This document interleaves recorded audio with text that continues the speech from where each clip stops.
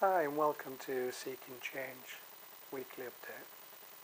Today what I'd like to talk to you about is how children and young people cope with the media, the online media and online connections nowadays that they have, such as Facebook and Twitter and Tumblr.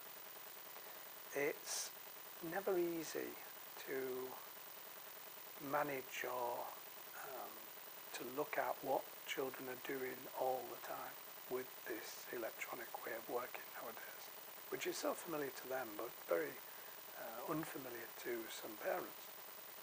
So children get themselves into a position that sometimes they feel as though they need to be the same as everybody else, they need to be in the club, they need to be part of the group.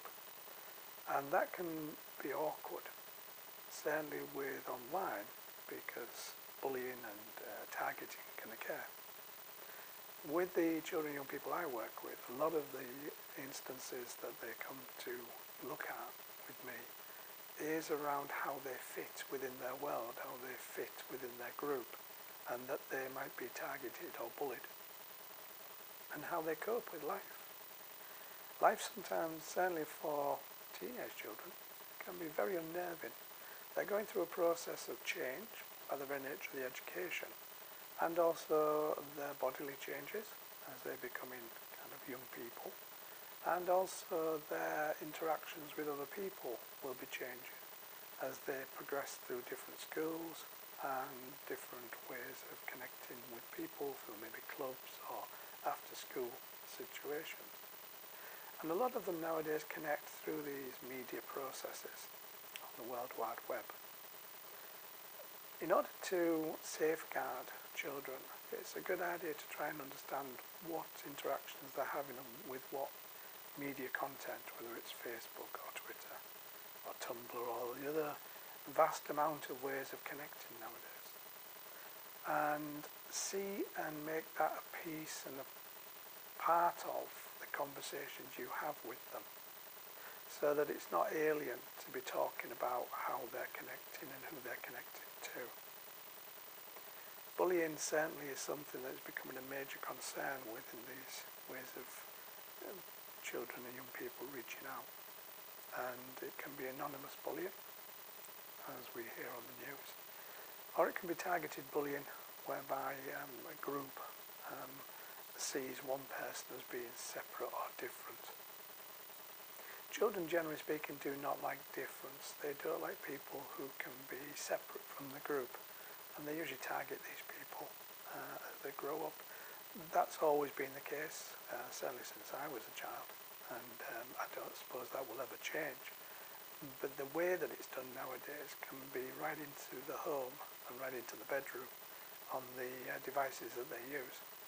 So sometimes it's a good idea to have conversations about who they would connect to, how they're connecting, and not to watch what they're doing, but certainly have conversations in open dialogue, and maybe monitor in a sense what they're working with and what they're talking to. So most of the people I work with go through this process, and it's a feature of their worlds, their lives.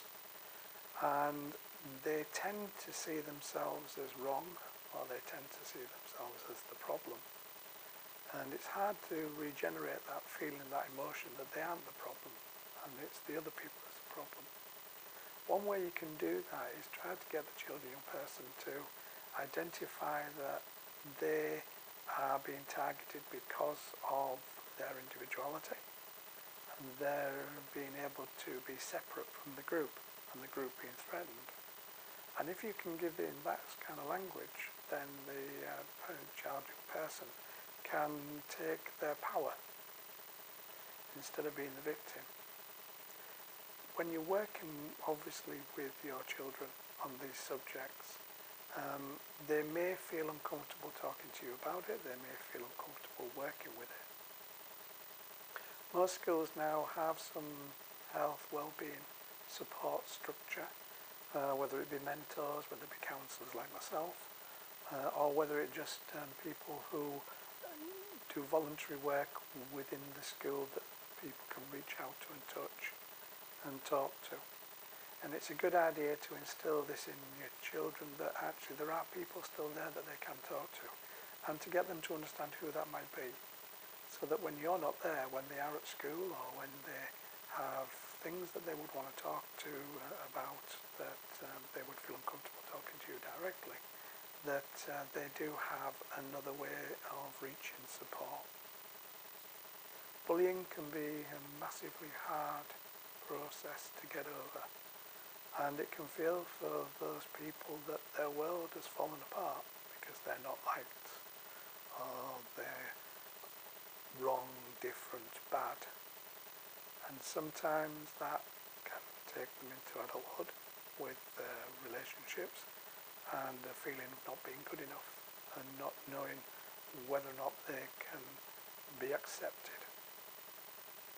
If you think your child is distant, isolated, any of those kind of things, it's a good idea to have a look and see what's going on in their worlds and have some open dialogue.